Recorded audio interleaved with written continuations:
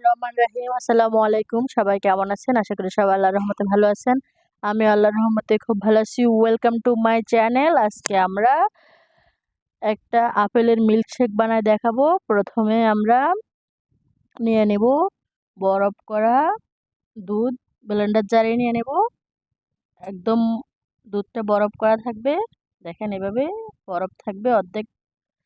তারপরে দিয়ে দিব এক এক করে বাকি উপকরণগুলো দিয়ে দিব। এবার দিয়ে দিব চিনি।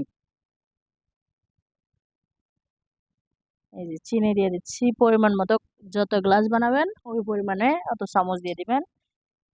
3 চামচ দিছি আমি। তারপর দিয়ে দিব টুকরো করা আপেলগুলা, কাটে ধুয়ে সুন্দর করে আপেলগুলা দিয়ে দিব। আপেলগুলা খুব সুন্দর করে দিয়ে দিচ্ছি। এখন দিয়ে দিব পাউডার দুধ, দুধের গুঁড়া।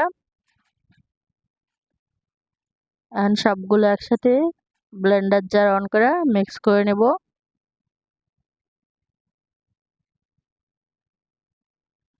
এই গরমের জন্য খুবই শান্তি লাগবে খাইলে এরকম একটা লাচ্ছি।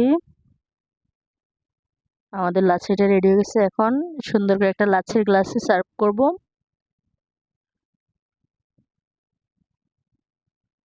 এভাবে বানায় দেখবেন। যদি ভালো লাগে আমাদের চ্যানেলটা সাবস্ক্রাইব করবেন, লাইক কমেন্ট শেয়ার করবেন। সবাই ভালো থাকবেন। পরবর্তী ভিডিওর জন্য অপেক্ষায় থাকবেন। আসসালামু আলাইকুম।